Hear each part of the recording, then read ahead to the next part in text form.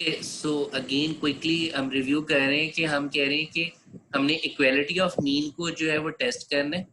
So equality of mean को test करने के लिए हमने कहा है कि हम क्या करेंगे, हम दो तरह की वेरिएशंस को जो है वो इस्तेमाल करेंगे। सो फर्स्ट ऑफ ऑल हमने क्या देखा, हमने कहा कि हम अपनी जो ईच सैंपल ऑब्जर्वेशंस है उसको हम एक स्टैटिस्टिकल मॉडल के अंदर लिख सकते हैं, which is called as ANOVA model. और उस मॉडल को कैसे लिखा जा सकता है, that is look like this way. Okay, so इस मॉडल से क्या मुराद है कि that mean every observation is equal to the grand mean, the total mean. So total mean क्या है, that is this one. So this is mu. Tau I जो है that is basically each treatment का जो mean है उसको हम to आई कहते हैं। प्लस मैंने कहा हम एरर टर्म ऐड कर लेते हैं, बिकॉज मे बी पॉसिबल है कि वो जो हमने फैक्टर्स के लेवल्स डिफाइन किए हुए हैं वो हम तमाम के तमाम फैक्टर के लेवल्स डिफाइन नहीं कर पाए। ठीक है, और वो पॉसिबल भी नहीं है, ठीक है, कि हम तमाम के तमाम लेवल्स को कैप्चर कर सकें। सो हमने क्या कर लेना है, साथ में एक एरर टर्म कर लेना है कि मे बी पॉसिबल है कि इन वायर्स के अंदर वेरिएशन इनके अलावा लेवल्स रखने से भी आ सकती है। ठीक है जी। ओके, सो उसके बाद हमने कहा कि हमने जब इन इक्वालिटी ऑफ मीन्स को टेस्ट करना है, सो इंस्टेड ऑफ कंपेयरिंग डायरेक्ट हम एवरेजेस को कंपेयर करें, हम बेसिकली दो तरह की वेरिएशंस को इस्तेमाल कर रहे होते हैं in order to test the equality of this means. और वो दो तरह की वेरिएशंस कौन सी हैं, one is between the sample variation and other is within the sample variation. ठीक है, ओके। और थर्ड फॉर्म जो होती है that is a total variation. So total variation मैंने आपको कहा हम कैसे निकालते हैं कि हम ईच इंडिविजुअल वैल्यू में से ग्रैंड मीन को माइनस करते रहते हैं, ईच इंडिविजुअल वैल्यू में से ग्रैंड मीन को माइनस कर देते हैं। सो वो हमारे पास टोटल वेरिएशन आ जाती है। अब मुझे अगर बिटवीन द सैंपल वेरिएशन निकालनी है तो मैं ईच ट्रीटमेंट के जो मीन होगा दैट इज टो वन, उसमें से मैं ग्रैंड मीन को माइनस करूंगा। ईच ट्रीटमेंट के मीन में से ग्रैंड मीन को मैं माइनस करूंगा। ठीक है, तो वो मेरे पास basically between the sample variation को इंडिकेट कर रहा होगा। ओके, नेक्स्ट मेरे पास क्या है कि अगर मुझे जो है वो within a sample variation निकालनी है तो मैं क्या करूंगा, ईच ट्रीटमेंट का जो रिजल्ट आया हुआ, ओके, जो फर्स्ट मेरे पास रिजल्ट आया था उसमें से मैं माइनस कर दूंगा उसी ट्रीटमेंट के मीन को। इसी तरीके से जो सेकंड टाइम मेरे पास रिजल्ट आया उसमें से माइनस कर दिया हमने मीन को, जो nth टाइम रिजल्ट आया उसमें से माइनस कर दिया उसके मीन को। सो this is basically indicating with in a sample variation कि फर्स्ट टाइम एक्सपेरिमेंट करने से रिजल्ट क्या आया, सेकंड टाइम एक्सपेरिमेंट करने से क्या रिजल्ट आया, और nth टाइम एक्सपेरिमेंट करने से क्या रिजल्ट आया। जब मेरे पास, जो हमने प्रीवियस एग्जांपल ली थी कि जब मेरे पास हार्डवुड कंसंट्रेशन 5% ही थी। Okay, so that mean row wise when we are considering it right no, जैसे मैंने डाटा लिखा हुआ है, this is basically the within a sample variation को मैं रिप्रेजेंट कर रहा हूँ, जबकि कॉलम वाइज मैं बेसिकली बिटवीन द सैंपल जो है वो इंडिकेट कर रहा हूँ। ठीक है, when I am shifting from this to this, ठीक है, from this level to this, तो उसको मैं हम जो है वो बिटवीन द सैंपल वेरिएशन कह रहे हैं। ठीक है, is it clear? Yes sir. Okay, अब हम क्या कह रहे हैं कि बेसिकली मैं उसी बिटवीन द सैंपल और विद इन अ सैंपल हम कैसे अचीव करें, लाइक जैसे मैंने आपको प्रीवियस स्लाइड के अंदर एक्सप्लेन किया कि वाई आई माइनस, अब ये हम जो वो एम्पिरिकल मॉडल था म्यू को हम इस साइड पे ले आए हैं, this is to I, this is error I. So this is basically indicating the total variation, this is indicating the between the sample variation, and this is indicating the within a sample variation.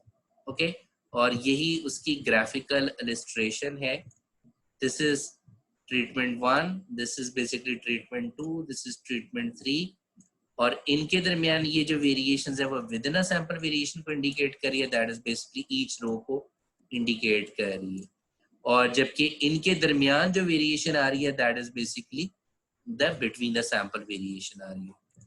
Okay, so by the way अब हमने करना ये है कि हम ये जो बार बार जिक्र कर रहे हैं कि हमें बिटवीन द सैंपल वेरिएशन निकालनी है और within a sample variation निकालनी है, ये हम अपने एक्चुअल डाटा सेट से कैलकुलेट कैसे करेंगे। सो एक्चुअल डाटा सेट से कैलकुलेट करने के लिए हमें चाहिए होगा सम ऑफ स्क्वायर्स। ओके, रिमेंबर हम एक प्रॉपर्टीज करते होते थे कि sum of mean is always, sum of square of mean is always equal to 0। अगर आपको प्रॉपर्टी एंड स्टैट्स के कोर्स में हमने ये प्रूफ भी किया था। एंड सेकंड प्रॉपर्टी हमने पढ़ी थी, that is sum of square of mean is that is minimum. ठीक है जी। So these two properties. So हम यहाँ पे basically sum of square basically calculate कर रहे हैं, okay, from the mean. So sum of square हम कैसे कैलकुलेट करेंगे, that is with respect to total के पॉइंट ऑफ व्यू से। हमने कहा कि हम टोटल जो डेविएशन निकालते हैं वो ईच इंडिविजुअल वैल्यू में से उसके ग्रैंड मीन को माइनस करते हैं। सो that is basically representing the total variation. अब मुझे सम ऑफ स्क्वायर निकालना है। सो दैट मीन इसका स्क्वायर, और सम किसके लिहाज से, ट्रीटमेंट के लिहाज से भी आएगा। So that is basically the treatment wise sum, as well as column wise भी, मीन कितनी टाइम आपने एक्सपेरिमेंट रिपीट की है, तो दैट वाइज कॉलम वाइज भी सम आ जाएगा। ओके, सो ग्रैंड बेसिकली हमें करना है। सो आई वाइज भी सम आएगा और जे वाइज भी सम आ जाएगा। Okay, so that is basically representing the total variation या total sum of square. Okay, so हम इस टोटल सम ऑफ स्क्वायर की हेल्प लेंगे in order to compute out the between the sample variation और within a sample variation. अगर मैं इसके अंदर वाई आई बार प्लस भी कर दूं और माइनस भी कर दूं, इज इट ओके? ओके, सो मैंने इसके अंदर जो है वो वाई आई बार प्लस भी कर दिया और माइनस भी कर दिया। ओके, और अब मेरे पास क्या है, this is equal to A, this is equal to B, and I have open the formula of A plus B whole square. So I got A square plus 2ab plus B square. Okay, और साथ में मैंने किया मैंने इन summations को apply कर दिया। अब समेशन को अप्लाई करने का क्या मतलब है कि आपके पास क्या है कि आई तो यहाँ पे अब एग्जिस्ट कर रहा है, लेकिन जे यहाँ पे एग्जिस्ट अब नहीं कर रहा इस नोटेशन के अंदर। सो दैट्स व्हाई जो जे है, हमने ये प्रॉपर्टी पढ़ी थी समेशन की कि अब क्योंकि जे के लिहाज से ये नंबर कांस्टेंट है, और समेशन जब किसी कांस्टेंट के साथ मल्टीप्लाई करता है तो वो एन की शक्ल इख्तियार कर लेता है। सो दैट्स व्हाई आपके पास क्या जगह N summation I to A Y I bar minus Y bar plus, similarly यहाँ पे आपके पास ये वाली टर्म जे के लिहाज से कांस्टेंट है तो वो बाहर आ जाएगी, टू भी कांस्टेंट है बाहर आ जाएगा, और जे वाला समेशन जे वाले के साथ चला जाएगा। ओके, यहाँ पे बोथ है तो इसलिए हमने दोनों को रख लिया। अब यहाँ पे इस पूरी टर्म के अंदर हमारे पास ये वाली जो टर्म है that is equal to 0। Okay, वो कैसे, जैसे अभी मैंने को एक्सप्लेन किया, हमने पढ़ा था कि the sum of deviation from the mean is always equal to 0। So अगर हम देखें यहाँ पे ये जो है वो बेसिकली सम ऑफ डेविएशन को इंडिकेट करता है। ओके, सो इसको आप मैथमेटिकली प्रूफ भी कीजिएगा। So I am using the same property, हमने इसको प्रूफ भी किया हुआ। सो इसको खुद से दोबारा करने की कोशिश कीजिएगा। सो यहाँ पे सिर्फ जे के लिहाज से ये ओपन होगा। ओके, एंड जे के परस्पेक्टिव से the sum of deviation from its mean is always equal to 0। So जब ये वाली टर्म 0 होगी तो दैट मीन ये सारी की सारी टर्म 0 हो जाएगी। सो जो रिजल्टिंग मेरे पास आंसर आ जाएगा that is this one, okay, as well as that is this one. So ये जो है ये basically between the sample variation को इंडिकेट करता है, and this is basically indicating the within a sample variation. So we can call it sum of square of treatment and sum of square of error. So हमने sum of square total से calculate कर लिया sum of square of treatment as well as sum of square of error. Is it clear ji? I hope के clear है, कोई problem नहीं है। अगर कोई क्वेश्चन है तो आप पूछना चाहें। ओके, सो नेक्स्ट हमारे पास के बेसिकली हमने जो अभी तक जो चीजें कैलकुलेट की हैं वो हमने sum of square of treatment देखा कि हम कैसे कैलकुलेट करेंगे, हमने ये देखा। So sum of square of treatment mean sum of between the sample variation, and sum of square of error और टोटल सम ऑफ स्क्वायर। ठीक है, नेक्स्ट हमें जो चाहिए, क्योंकि हमने पढ़ा था कि जब हम टेस्ट कर रहे होते हैं, because right now we are using the F distribution, mean F test हम इस्तेमाल करेंगे। ओके, और एफ टेस्ट इस्तेमाल करने का जो फार्मूला हमने पढ़ा था दैट इज कि हम बेसिकली वेरिएशन लेते हैं, वेरिएंस, रेशियो ऑफ वेरिएंस, और यहाँ पे हमारे पास जो अपर साइड पे वेरिएशन आएगी that is variation mean square of variation in treatment and mean square of variation in error. So that why हम यहाँ पे जो फार्मूला लिख रहे हैं कि जो आपका टेस्ट स्टैटिस्टिक होगा F would be equal to mean square between the sample variation that is a treatment divided by mean square variation in the error. Okay, so mean निकालने के लिए, क्योंकि ये वेरिएशन है, तो मीन निकालने के लिए, so right now this is sum of square of treatment, this is sum of square of error. So mean square of treatment निकालने के लिए हमें क्या रिक्वायर्ड होगा, हमें ये चाहिए होगा कि हम इस mean sum of square of treatment को किस पे डिवाइड करें। तो हमें वो डिवाइड करने के लिए क्या करना है, हमें कैलकुलेट करना है डिग्री ऑफ फ्रीडम। ठीक है जी। सो डिग्री ऑफ फ्रीडम क्या होता है, तो हमने इसकी डेफिनेशन जो है वो प्रोबेबिलिटी एंड स्टैट्स में डिस्कस भी की थी, पर मैं दोबारा से क्विकली एक्सप्लेन कर रहा हूँ। सो डिग्री ऑफ फ्रीडम से क्या मुराद है कि वो कितने डेटा पॉइंट्स हैं जो कि वेरिएशन जो है वो आप कंसिडर करोगे, कितने डेटा पॉइंट्स के अंदर जो वेरिएशन है वो आप कंसिडर करोगे। ओके, सो यहाँ पे हमारे पास जो डिग्री ऑफ फ्रीडम होगा विद रिस्पेक्ट टू ट्रीटमेंट, तो हम क्या करेंगे कि ट्रीटमेंट के लिहाज से जो डिग्री ऑफ फ्रीडम होगा that would be equal to a minus 1। a is basically the total number of treatment minus 1। Okay, हम कर देंगे। सो बेसिकली अगर फॉर एग्जांपल 10 ट्रीटमेंट है, तो जो 9 डेटा पॉइंट्स के अंदर वेरिएशन है, हम कहेंगे कि वो बेसिकली उसके अकॉर्डिंगली हम एवरेज को निकालेंगे। सो यहाँ पे हमारे पास this is basically number of treatment minus 1। So a is basically representing the number of treatment, वहां से हमारे पास डिग्री ऑफ फ्रीडम आ जाएगा। ओके, सो जो सबसे पहले टोटल हमने निकाला है, जो टोटल वेरिएशन है वो हम कैसे निकाल सकते हैं, that is basically the number of treatment multiplied by number of time we have repeat the experiment. Okay, so n is representing कि हमने every time जो particular treatment रखा था, like जैसे 5% रखा था हमने concentration, या हमने 10% रखा था, so each level रखते हुए हमने कितनी time experiment को repeat किया। so in our example हमने 4 levels रखे थे, 5%, 10, 15 and 20, और जब हम एक्सपेरिमेंट को रिपीट कर रहे थे वो 6 कर रहे थे। सो विच मीन 4 हमारे पास आ गए थे ट्रीटमेंट्स, और जब हम एक्सपेरिमेंट को रिपीट कर रहे थे वो 6 टाइम रिपीट कर रहे थे -1। सो 24। सो हमारे पास जो टोटल डिग्री ऑफ फ्रीडम बनेगा वो 3 बनेगा। So once we got the total degree of freedom as well as between, so अगर मैं टोटल में से बिटवीन को माइनस करूंगा तो मेरे पास एरर का डिग्री ऑफ फ्रीडम आ जाएगा। सो an minus 1 minus a minus 1, सो इसका अलजबरा कीजिएगा, simple algebra. So you will get a into n minus 1, आपके पास डिग्री ऑफ फ्रीडम आ जाएगा एरर का। ठीक है जी। सो फॉर एरर जो डिग्री ऑफ फ्रीडम होगा वो a इंटू n माइनस 1 होगा। Okay, so mean square of treatment जैसे अभी मैंने एक्सप्लेन किया वो क्या आ जाएगा, sum of square of treatment divided by a minus 1। Mean square of error कैसे आ जाएगा, sum of square of error divided by degree of freedom for error. और एफ स्टैटिस्टिक्स हम कैसे निकाल लेंगे, mean square of treatment divided by mean square of error. Okay, so ये तो आ गया हमारा कैलकुलेशन पार्ट। नेक्स्ट हमारे पास होता है कि जब हम कंक्लूजन ड्रॉ कर रहे होते हैं तो हमें एक क्रिटिकल रीजन का पता होना चाहिए, क्योंकि ये तो हमारे पास है कैलकुलेटेड वैल्यू। सो एक हमारे पास टेबल वैल्यू होती है जिसको हम कहते हैं क्रिटिकल रीजन। सो वो क्रिटिकल रीजन जो हमारे पास होगा that is basically F alpha. Alpha यहाँ पे क्या होगा, जो आपने प्री डिसाइड किया होगा 1%, 2% या 5%। ठीक है जी।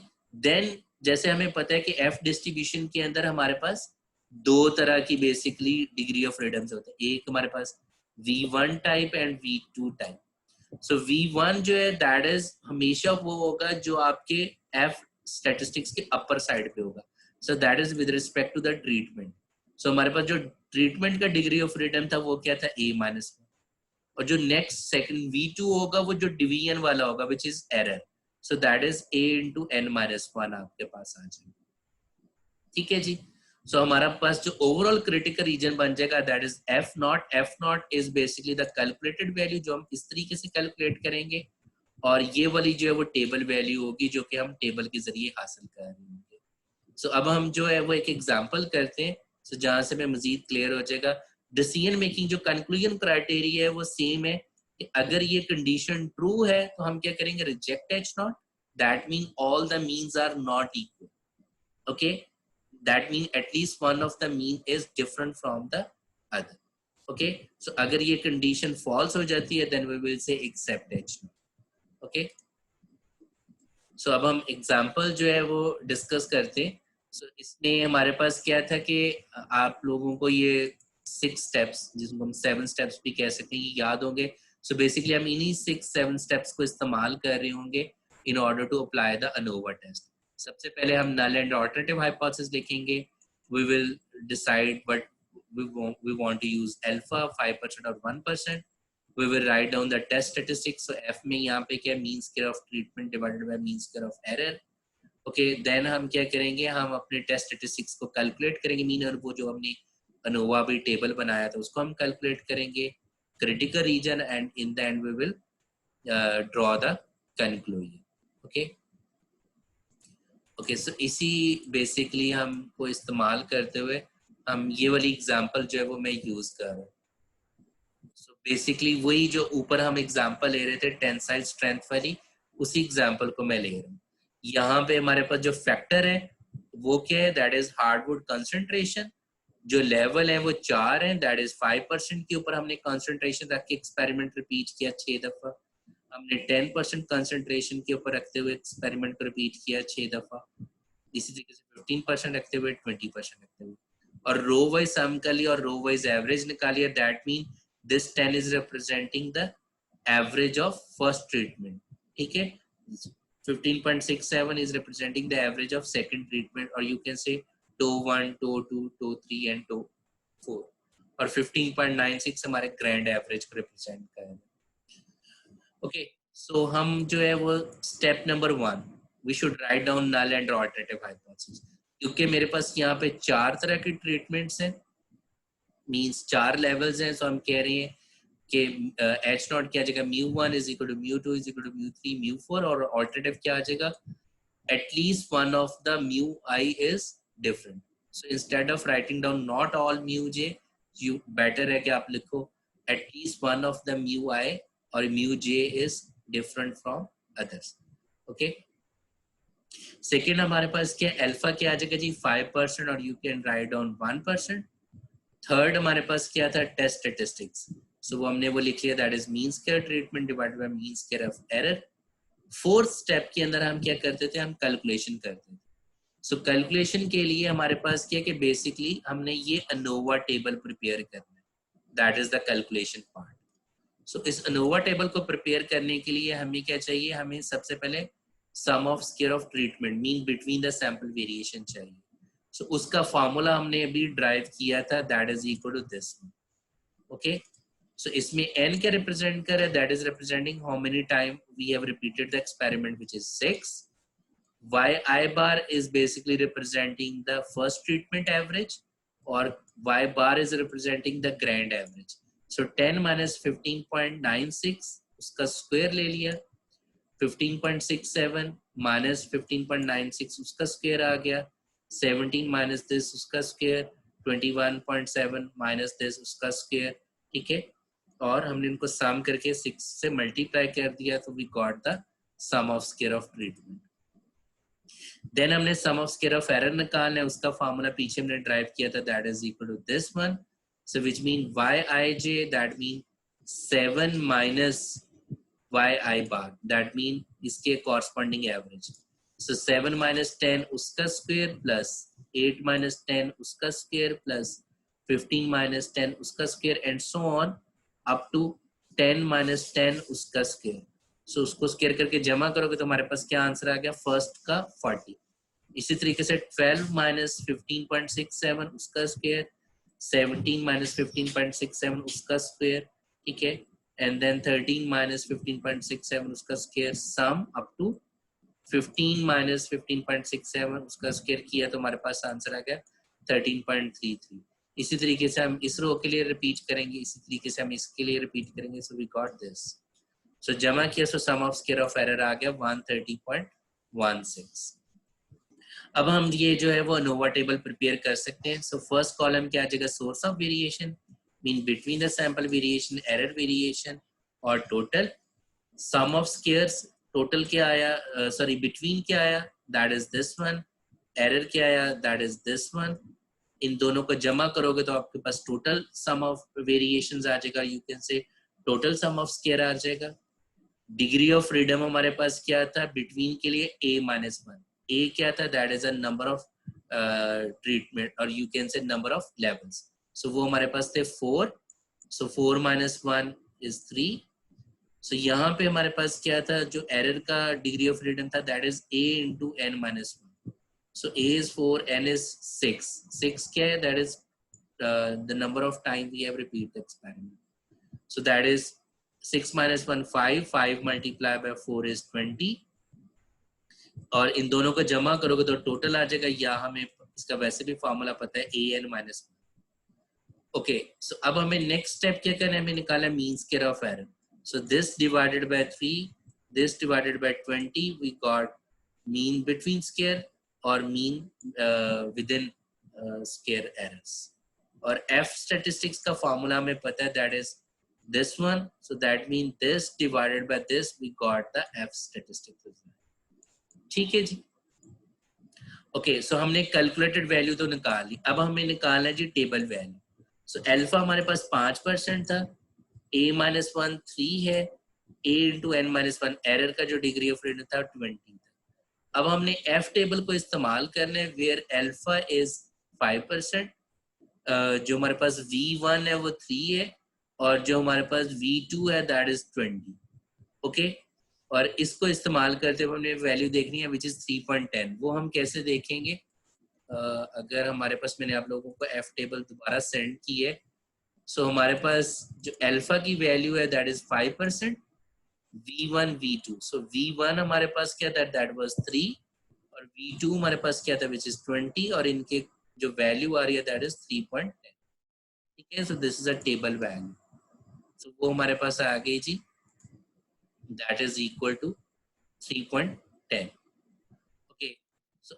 is this condition is true, okay, yes, so this condition is true, mean 19.61 is greater than 3.10, so the answer is reject h naught, so reject h naught mean कि हमारे पास जो पेपर के अंदर टेंसाइल की स्ट्रेंथ है वो while having the 5%, 10% और 15% concentration वो इक्वल नहीं आती, so with the different concentration हमारे पास जो है वो पेपर की स्ट्रेंथ जो है वो डिफरेंट होती है, सो that mean concentration in the hardwood is affecting the paper strength, clear, so I hope कि आप लोगों को इंटरप्रिटेशंस भी क्लियर हो गई।